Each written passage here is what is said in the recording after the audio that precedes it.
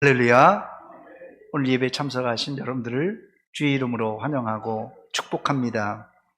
오늘 말씀의 배경은 바나바와 바울이 제1차 전도 여행 중에 이 구브로 섬, 키프로스라고 하는 이 구브로 섬에서 전도 여행을 마치고 배를 타고 밤빌리아 버가에 이르렀을 때 수행원 중에 한 사람이었던 마가 요한이 이 전도 여행이 이 백길도 2000년 전에 배 타고 갔으니 얼마나 힘들고 어려웠겠습니까? 그래서 전도 여행이 너무 힘들어서 예루살렘으로 도망가고 말았습니다. 그러나 바나바와 바울은 전도 여행을 계속해서 진행했습니다. 우리가 사는 세상은 늘 변수와 사건, 사고가 도사리고 있습니다. 이런 세상에서 성숙한 그리스도인은 이 변수를 능숙하게 다루는 사람입니다. 실패자의 변명이 무엇입니까? 저 마가 요한 같은 미꾸라지 같은 놈 때문에 우리가 열심히 하다가도 힘이 빠져서 실패했습니다. 이런 변명입니다. 반면에 프로는 수비가 거칠게 막아서도 수비 탓하지 않고 그 수비를 뚫고 골을 넣는 사람입니다. 여러분들은 변수를 잘 다루고 뛰어넘는 성숙한 프로 그리스도인이 되시기를 축원합니다. 첫 번째, 이 바나바와 바울은 비시디아 안디옥이라는 도시에 들어가게 됩니다. 본문 14절 말씀 보니까 그들은 버가에서 더 나아가 비시디아 안디옥에 이르러 안식일에 회당에 들어가 앉으니라 그랬어요. 참고로 이곳은 지금의 이 터키, 튀르키예의 중심부 내륙에 있는 도시입니다. 그런데 어떻게 이곳에 유대 회당이 있는 것입니까? 속설에 의하면 해외에서 중국인 10명이 모이면 음식점을 개설하고 일본인 10명이 만나면 공장이나 회사를 만들고 한국인 10사람이면 교회를 개척하고 유대인 10명이면 회당을 만든다는 말이 있습니다. 사실 이스라엘은 역사적으로 슬픔이 많은 민족입니다. 그 이유는 이스라엘 땅은 유럽과 아시아 그리고 아프리카를 연결하는 교통의 요충지라서 늘 전쟁으로 얼룩졌던 역사를 가지고 있습니다. 주전 586년 이스라엘이 바벨론에 의해 멸망한 후에 70년 만에 바벨론 포로 귀환이 일어나서 이제 본국에 돌아와 살만할 때, 그때 이스라엘은 알렉산더 대왕이 이끄는 헬라군에 의해서 이제 나라를 빼앗깁니다. 그 이후 마카비에 의해서 독립을 쟁취했지만 그것도 잠시 이스라엘은 로마 군대에 점령당했습니다. 이스라엘은 이런 아픔이 많은 민족이라서 바울 사도가 활동하던 시대에는 이스라엘 백성들이 로마 전역에 뿔뿔이 흩어져 살았습니다. 이런 사람들을 우리는 흩어진 유대인, 디아스포라라고 부릅니다. 유대인들은 어딜 가든지 혼자 움직이지 않고 그룹으로 움직였는데 요즘 우리나라로 말하자면 미국의 한인들이 살면서 코리안 타운을 형성하듯이 이런 해외 유대인 공동체를 게토라 이렇게 부릅니다. 게토. 이 게토가 이 유럽 전역에 곳곳에 자리 잡고 있습니다. 유대인들은 이 게토에서 자기들만의 문화와 종교를 유지하며 살았습니다. 다행히 바나바와 바울이 갔던 비시디아 안디옥에도 이 유대인들 게토, 즉 회당이 있었습니다. 그런데 이런 유대인의 회당은 바울 사도가 전도할 때 이 반응이 극과 극입니다. 어떤 회당은 거세게 반대하는가 하면 또 어떤 회당에는 복음을 효과적으로 전하는 교두보가 되기도 했습니다. 이런 이유로 바울의 일행은 가는 곳마다 유대 회당을 찾아가서 복음을 전했어요. 회당에서 전도하는 방식은 아주 간단했습니다. 유대인 당신들이 기다리던 메시아가 이미 왔고 천국이 가까이 왔으니 회개하고 복음을 믿어라. 회개하고 예수님을 믿으라고 소개했습니다. 이때 하나님이 준비해 두신 유대인들은 순순히 예수님을 받아들이고 복음을 믿지만은 율법을 고수하려는 유대인들은 바울의 일행이 가는 곳마다 쫓아와서 전도를 방해했습니다. 비시디아 안디옥은 오늘날 튀르키의 얄바츠라는 도시입니다. 이 도시는 지리적으로 이 튀르키의 이 터키를 동서로 잇는 교통의 중심지였어요. 그래서 이 비시디아 안디옥은 경제, 군사적으로 중요한 도시였습니다. 여기 이 안디옥이라는 명칭은 소아시아 여러 지역에서 사용되는 명칭인데 그 이유는 알렉산더 대왕의 사후에 이제 알렉산더가 엄청난 제국을 점령했지만 30살에 이제 요절합니다.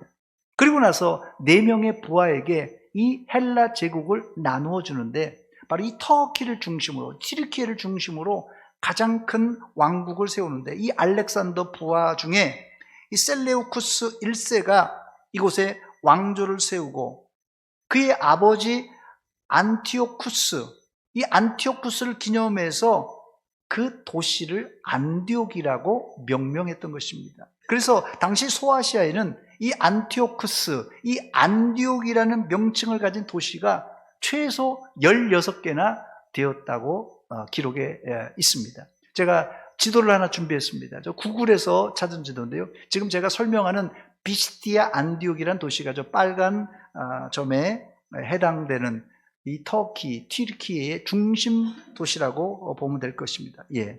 자, 두 번째, 비시디아 안디옥의 회당장들은 친절하게 바울에게 복음 전할 기회를 주었습니다.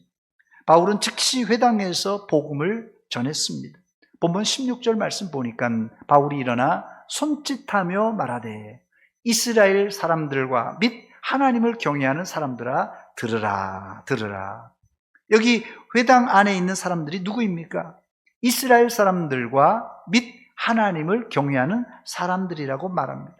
이스라엘 사람들은 유대인이 확실한데 뒤에 및 하나님을 경외하는 사람들은 누구입니까? 이 사람들은 유대교로 개종한 이방인으로 구약의 하나님을 믿고 할례를 받은 사람들입니다. 이들에게 바울 사도는 복음 전하기가 수월했는데 그 이유는 이들은 구약 율법을 알고 있었기 때문에 그렇습니다. 바울 사도는 그곳 회당에서 본문에 아주 긴 설교가 나오는데요. 바울의 설교를 요약해 보면 간단합니다. 구약에 오실 메시아가 오셨는데 우리 조상들이 그 메시아를 알아보지 못하고 그 메시아를, 죄 없는 메시아를 십자가에 매달아 죽였다. 그런데 그 메시아는 다름 아닌 예수님인데 죽은 지 사흘 만에 부활하심으로 스스로 메시아이심을 증명하셨다. 바로 이 예수님은 구약에 오신다고 예언된 분이라고 설교했습니다. 그랬더니 반응이 아주 대박입니다. 사도행전 13장 42절입니다. 그들이 나아갈새 사람들이 청하되 다음 안식일에도 이 말씀을 하라 하더라. 사람들이 설교를 듣고 다음 안식일에도 또 듣고 싶다고 말했습니다. 그리고 그날 복음을 들은 사람 중에 결신자도 생겼습니다. 사도행전 13장 43절입니다. 회당의 모임이 끝난 후에 유대인과 유대교에 입교한 경건한 사람들이 많이 바울과 바나바를 따르니 두 사도가 더불어 말하고 항상 하나님의 은혜 가운데 있으라 권했습니다. 한 번 설교에 이런 전도의 열매가 맺히는 것은 하나님이 특별히 준비해 놓은 사람이 있었다는 뜻입니다. 하나님께서 준비해 놓은 사람은 곳곳에 하나님께서 숨겨두셨어요. 고린도에서도 바울 사도는 이런 경험을 한 적이 있습니다. 주님은 고린도에 가서 두려워하는 바울에게 한밤중에 나타나셔서 환상 중에 이런 말씀을 하십니다. 사도행전 18장 10절 말씀 보니까 내가 너와 함께 있음에 어떤 사람도 너를 대적하여 해롭게 할 자가 없을 것이니 이는 이 성 중에, 이 고린도 도시를 말합니다. 이 성 중에 내 백성이 많음이라. 고린도에 내 백성이 많으니 두려워하지 말고 복음을 전하라는 격려와 위로의 메시지입니다. 마찬가지로 우리가 전도에서 결신된 사람은 우리가 전도를 잘해서 교회로 나온 것이 아니라 하나님이 자기의 백성을 자신의 시간에 결신시키신 것입니다. 이때 전도한 나는 누구냐? 하나님의 도구로 쓰임받은 것입니다. 지금도 문화동과 대전시 안에 하나님의 백성들이 곳곳에 많이 포진되어 있습니다. 그러므로 우리가 해야 될 일은 전도해야 됩니다. 누가 알겠습니까? 나의 말 한마디에 하나님이 준비해 놓으신 사람이 순순히 예수 믿게 될 줄 누가 알겠습니까? 세 번째, 바울 사도는 설교 중에 예수님을 설명하기 위해 구약의 다윗을 예화로 들었습니다. 바울의 설교에서 다윗이 중요한 이유는 구약의 다윗은 신약 시대에 오실 예수 그리스도의 그림자였기 때문에 그렇습니다. 그렇다면 피시디아 안디옥 회당에서 바울 사도가 전한 다윗은 어떤 사람입니까? 한마디로 다윗은 하나님의 마음에 맞는 사람이었어요. 사람의 마음에 맞는 것도 힘든데 다윗은 하나님의 마음에 맞는 사람이었습니다. 본문 22절 하반절에 보니까 내가 이새의 아들 다윗을 만나니 내 마음에 맞는 사람이라 내 뜻을 다 이루리라 하시더니, 이 말씀의 출처는 구약 사무엘상에 나옵니다. 사무엘 선지자 시대에 하루는 사울 왕이 전쟁터에 나가기 전에 이제 하나님께 제사를 드리려고 합니다. 그런데 약속한 시각에 사무엘 선지자가 오지 않는 것이에요. 그래서 허겁지겁 자신이 하나님께 제사를 집례를 하게 됩니다. 그런데 이것은요, 하나님을 망령되이 여기는 것이에요. 하나님을 존중해서 제사를 드렸지만 이건 하나님을 망령되이 여기는 행위입니다. 제사 직후에 도착한 사무엘 선지자는 사울 왕에게 이런 말을 합니다. 사무엘상 13장 14절입니다. 지금은 왕의 나라가 길지 못할 것이라 여호와께서 왕에게 명령하신 바를 왕이 지키지 아니하였으므로 여호와께서 그의 마음에 맞는 사람을 구하여 여호와께서 그를 그의 백성의 지도자로 삼으셨느니라 했어요. 이 구절에서 사무엘 선지자가 여호와의 마음에 맞는 사람이라고 한 것은 다윗을 염두에 두고 한 말입니다. 그렇다면 다윗은 진짜 하나님의 마음에 맞는 사람입니까? 하나님의 마음에 맞는 사람을 지난 개역 성경에는 내 마음에 합한 사람이라 이렇게 번역해 놓았어요. 결론부터 말씀드리자면 다윗은 잘한 것도 많지만은 하나님 앞에 큰 범죄를 저지른 실수와 허물투성이 사람입니다. 그렇다면 왜 성경은 다윗을 하나님의 마음에 맞는 사람이라고 했던 것입니까? 이게 바로 우리 개혁주의 신학의 큰 주제인 믿음으로 의롭게 된다는 교리입니다. 성경에 나오는 의인들, 모세, 아브라함, 여기 나오는 다윗, 성경에 나오는 어떤 사람도 하나님 앞에 의로운 사람은 없습니다. 그러나 여러분, 반가운 소식은 우리는 하나님께 의롭다 인정받은 사람들입니다. 할렐루야! 이것이 어떻게 가능한 일입니까, 여러분? 그 방법은 아주 간단한데 우리가 단지 예수 그리스도를 구주로 영접함으로 믿음으로 의롭다함을 받은 것입니다. 다윗도 하나님 마음에 합한 사람이 된 것은 그가 완벽하고 의로워서가 아니라 그도 죄를 지었지만 하나님 앞에 철저히 회개하고 자복했기에 하나님은 그의 믿음을 보시고 의롭다 인정해 주셨던 것입니다. 감사한 것은 이제 우리는 다윗은 그림자라고 말씀드렸는데 다윗의 실체가 오셨습니다. 다윗의 실체이신 예수님을 믿음으로 하나님께 나아가는 길이 활짝 열려졌습니다. 지금 우리 시대에 다윗같이 하나님의 마음에 맞는 사람이 되는 길은 딱 한 길밖에 없습니다. 죄를 자복하고 예수님을 믿는 길밖에 없습니다. 여기 마음에 맞다는 말은 영어로 testified라는 단어인데요, 증명하다라는 뜻입니다. 이 말은 한 번 잘해서 하나님의 마음에 맞는다는 뜻이 아니라 여러 차례 테스트를 통하여 입증된 사람이라는 뜻입니다. 또 내 마음에 맞다라는 헬라식 표현은 내 마음, 내 뜻을 뒤따르는 사람이다, 이런 뜻이에요. 실로 예수 믿는 사람들은 앞서가신 예수님의 뒤를 따라가는 사람들입니다. 우리는 절대 예수님보다 앞서가면 안 됩니다. 예수님은 십자가로 생명의 길을 열어 놓으셨어요. 우리는 그 길을 믿음으로 따라가면 됩니다. 하나님의 마음에 맞는 것은 똑똑한 사람의 전유물이 아니라 우리 같은 보통 사람들도 믿음으로 하나님의 이 마음, 하나님의 뜻에 맞출 수 있다는 것이에요. 본문 21절과 22절에 보니까 하나님이 베냐민 지파 사람 기스의 아들 사울을 40년간 주셨다가 패하시고 왜 패하셨습니까?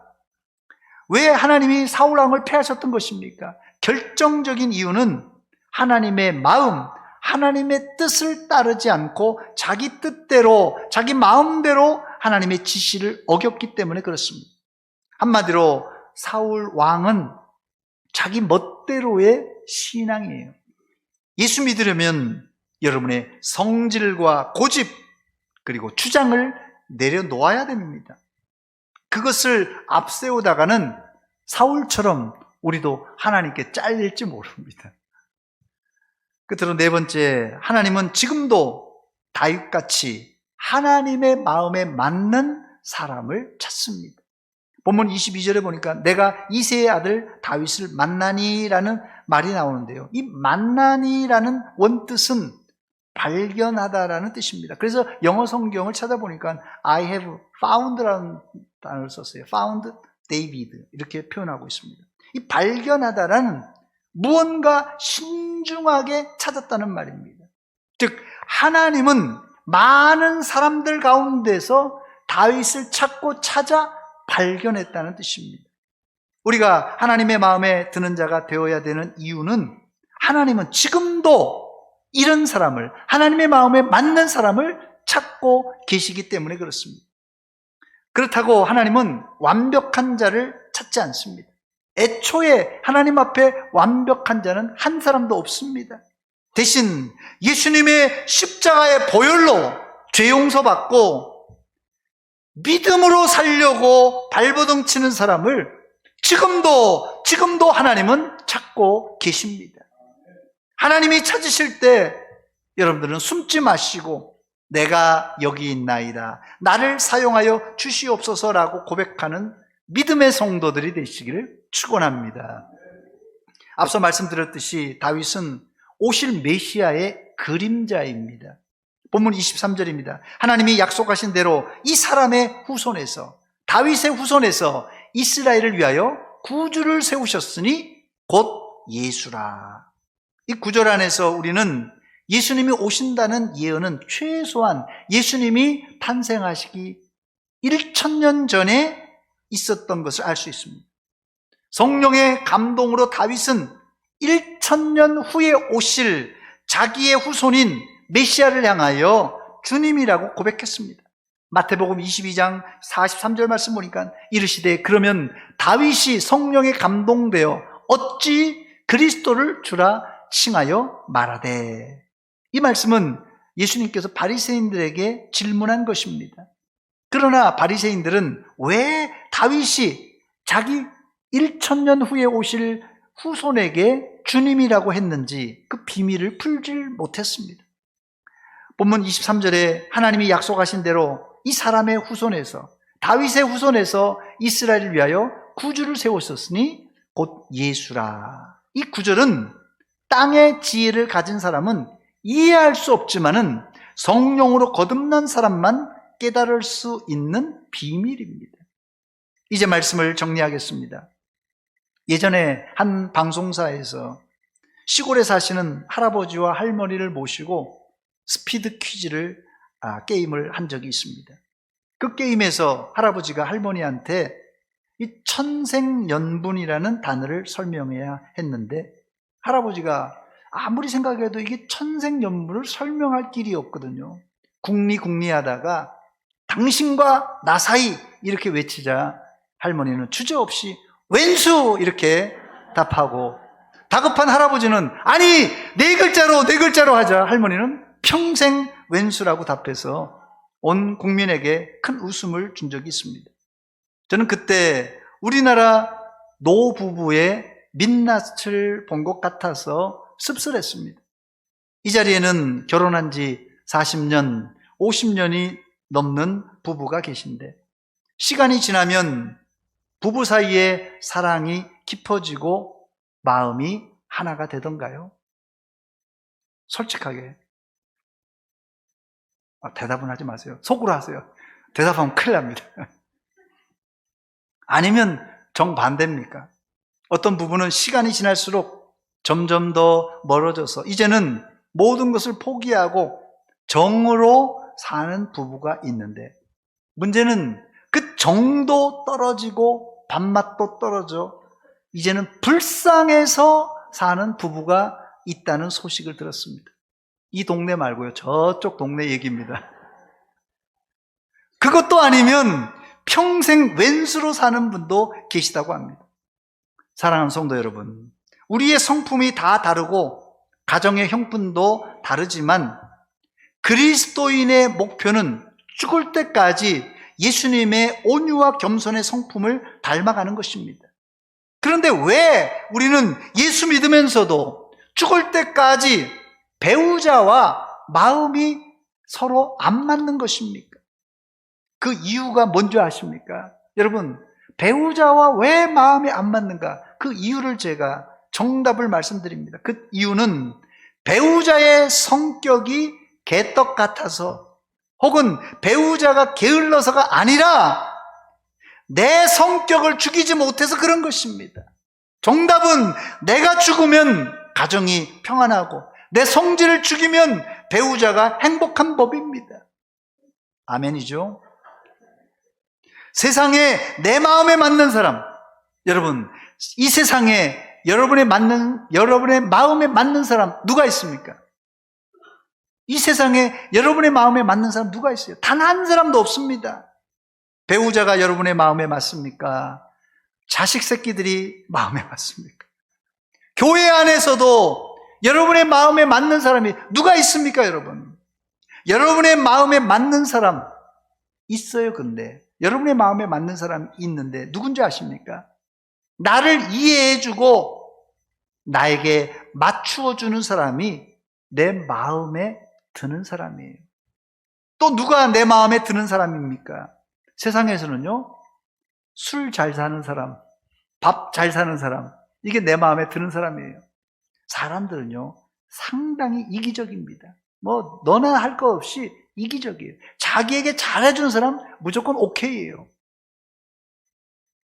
오늘 본문에 나오는 바울 사도는 비시디아 안디옥 회당에서 하나님의 마음에 맞는 다윗을 언급하며 바로 누구를 소개합니까? 예수 그리스도를 소개했습니다. 우리 가운데 아무리 깨끗하게 살아도 하나님의 마음에 맞는 사람이 몇 명이나 있겠습니까? 한 명도 없습니다. 단지 하나님의 마음에 맞는 사람이란 허물과 죄가 있을지라도 회개하고 주님의 십자가 보혈로 씻음받은 사람입니다. 이제 여러분이 믿음으로 하나님의 마음에 맞는 사람이 되었다면 이제는 내 뜻, 내 마음대로가 아니라 하나님의 뜻과 하나님의 마음에 맞추기 위해서 이제는 하나님의 말씀에 순종하며 사시기 바랍니다. 이 길밖에 없어요. 말씀에 순종하는 길입니다. 그러기 위해선 여러분의 마음에 안 드는 배우자를 너무 미워하지 마시고 용서하시고 불쌍히 여기시기 바랍니다. 그때 서서히 배우자가 내 마음에 맞는 사람으로 변할 것입니다. 이렇게 배우자와 마음을 맞출 수 있는 사람이 배우자와 마음을 안 맞는데 세상에 누구와 마음을 맞추겠습니까? 배우자와 마음을 맞출 때 이제 사회에 나가서도 교회 안에서도 다른 사람과 맞출 수 있고 하나님이 찾는 그런 하나님의 마음에 합한 사람이 될 수 있다는 것입니다. 안에서 새는 바가지 밖에서도 샌다는 말이 있는데요. 여러분, 집안에서 안 맞는데 교회 나와서 직장에서 이게 맞는 사람이 있겠습니까? 교회 안에서 마음이 안 맞는 사람은 가정에서도 마음이 안 맞게 돼 있는 것이에요. 가정에서 마음이 안 맞으면 교회 나와서도 사회에서도 안 맞게 되어 있습니다. 그러나 여러분, 누가 뭐라고 할지라도 여러분들은 하나님이 찾으시는 하나님의 마음에 합한 하나님의 마음에 맞는 그런 진실한 성도가 되시기를 축원합니다. 기도하겠습니다. 하나님, 우리